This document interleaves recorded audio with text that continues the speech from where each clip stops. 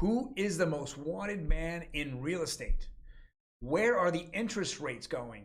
Let's talk about this today and a few other articles I have pulled up.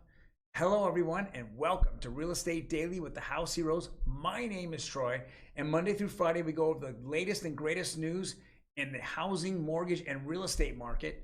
If you enjoy these videos, please hit the like button and smash that subscribe button. Let's grow this channel. I want to give you content 5-10 minutes every day to keep you updated on what's happening. First article here is hottest U.S. markets now have a bigger share of price cuts.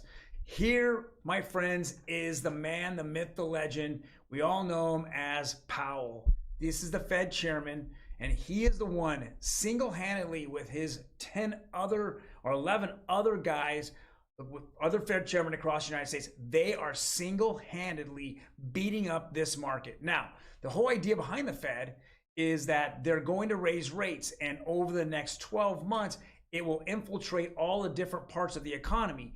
But when you raise rates, you have collateral damage, immediate collateral damage. And what is that collateral damage? Well, number one is the mortgage markets, which completely affect the real estate market. Number two is the credit debt market, which will kill you on credit card payments. If you look on your credit card, you're going to start seeing those huge increases in interest rates.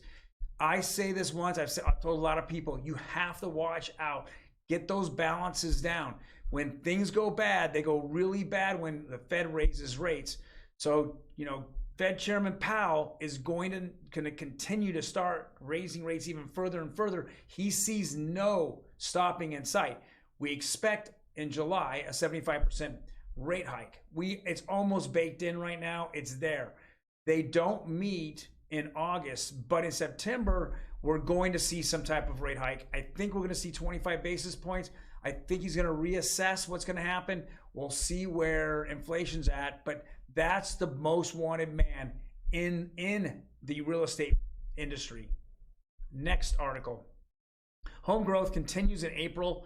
It says Case-Shiller. Case-Shiller goes over and figures out all the numbers throughout all the MLSs in the United States, takes that data and then kicks it out. They're still seeing increases in year-over-year growth in the housing market in the United States. But the issue here is that growth is now slowing. And I know that as we catch up here in June, and I think July, because of all these rate hikes, we're going to see that this is going to slow and maybe even out for the first time in 2 or 3 years. But in April, we continue to see it grow. I believe in May we'll see it grow. And I actually believe June will show a small growth as well, but it will continue to decline. Next article is from Diana Olick, which I consider her my girlfriend, and she's really not.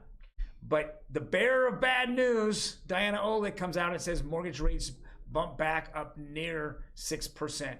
And we're seeing them start to float up. Now, we're not seeing a really fast rise here, but we're seeing them float up. I think that the market was just so tired of being beat up now for the past 3 months. I literally think that the last 2 to 3 weeks, they just needed that relief, that cool, glass of water. Let me relax for a moment before I get back in that ring and start dealing with, the gas prices and food prices and dealing with going out and looking for homes. I just think that we're in that kind of moment in which we all want to relax, just take the gas pedal and just release it a little bit, hit the brake a little bit, and let me enjoy. That's where I think we're at right now, but I think the worst is yet to come. I think July is going to be a terrible month for the real estate market. I think it's going to be bad for the economy overall. So let's just jump right into the rates. We're seeing 30-year conforming, which is conventional. That jumped 5 basis points to 5.9. Just like she said, this is the average across the United States as at 5.9. But look at the 15-year conforming. This is a 15-year rate in which a lot of people really want a much better rate if I cut down the amount of years that I have on my mortgage. This isn't cutting anything down. It went up 13 basis points, and we're right at the 5% level. I don't know if it's even worth getting 15-year conforming now when it's actually less than 100 basis points from the 30-year. And then the jumbo loan, which is very interesting, it dropped 16 basis points to 5.3 basically. But as we're seeing the 30-year FHA, which is now becoming the most popular loan out there because now those people who had FHAs can now get into homes as there's less and less buyers that are willing to take that jump in the market. It went up 4 basis points to 5.68, 5.69. So that's where we're seeing things at. We're going to find out this week, and I'm hoping that we have a fairly calm week this week as we go into the weekend, and then the 4th of July, which I believe is on Monday, which everybody will just enjoy a 3-4 day weekend. I know that some of you are out there thinking I can take Friday off, or at least do half Friday, and enjoy this weekend, and then get right back to the grind on July 5th or July 6th, and that's when it's really going to start hitting home. In the few things that we're going to run into in the month of July that we really need to watch out for is second quarter earnings. That's number one, second quarter earnings. And I don't think they're going to be very good, especially I think more and more companies are going to announce layoffs, as well as lower and lower, amounts of profit that they've made over the first quarter or even a year ago. Second thing we're going to run into is the GDP report.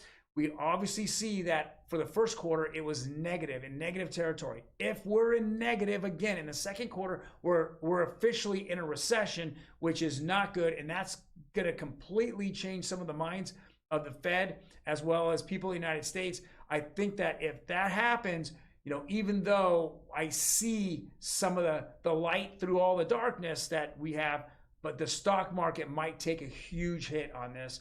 And it might bring down the stock market and crypto markets, coming down even further than they are now, maybe even 10, 20%. And the third thing, of course, is the Fed meeting is going to happen. It'll be the last Fed meeting before they take a break in August. And I think that they've had all the announcements saying they want to sock it to the inflation. So I really do feel that we're looking at 75 basis points. Unless there's something that's going to change their mind that softens the blow, it'll be 50 points. But I literally think that if it gets ugly and we start seeing that inflation that bumped up next month, we're going to see 100 basis points. I just think that they're here and they're going to be on a mission to get this down. I don't know if they're getting political pressure from the administration going on right now, the powers to be. But if they don't make a huge splash in July, it's hard to make a huge splash in September and change the American sentiment about what's going to happen in the midterm elections that are going to happen at the very beginning of November. So we're going to see what happens. I think July is a pivotal month of this year. In fact, actually, it's going to be the biggest month of the year. We're going to look back at it as, what actually is the direction of the remaining part of the year and going into 2023. Well, thank you guys very much for checking us out here. Again, if you like what you're hearing, please hit that subscribe button. I will come to you 5-10 minutes every single day to give you the latest news and keep you updated on the housing market. Other than that, please leave any comments. I'm more than happy to answer them for you. Check us out on Instagram. We're more than happy. We put a lot of pictures up there, show you all the different things that are going on with homes, home improvement, as well as home walkthroughs, and giving you news and updates over there as well. Other than that, guys, take care, and I will see you tomorrow on Wednesday.